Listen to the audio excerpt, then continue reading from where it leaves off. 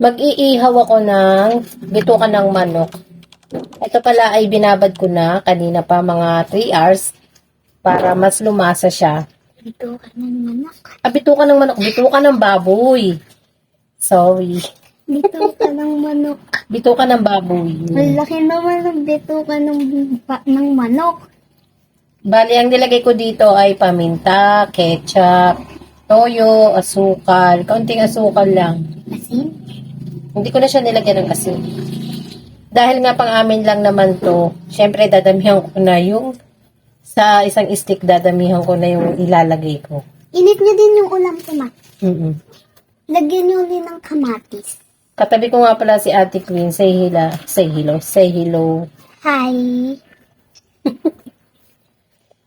Ayan.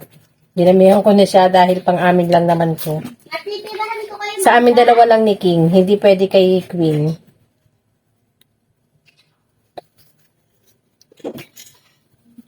Ang sarap nito kasi 3 years nang nakababad.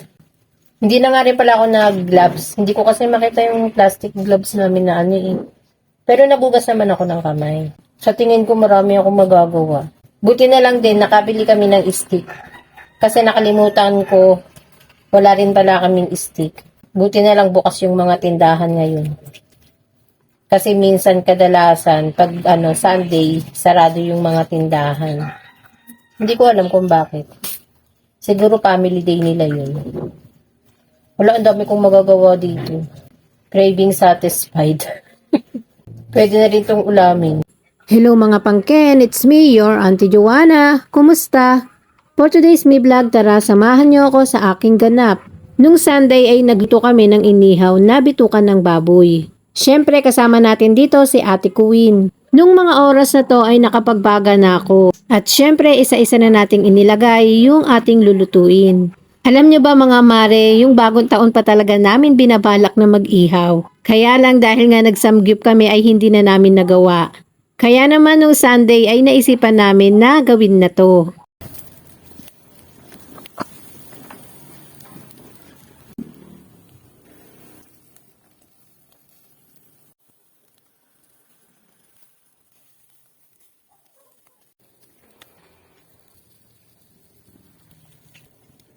Ayan, that's it. Ang aking, ayan. Tapos meron pa tayong chili paste, kimchi. Siyempre, may sausawan, masarap.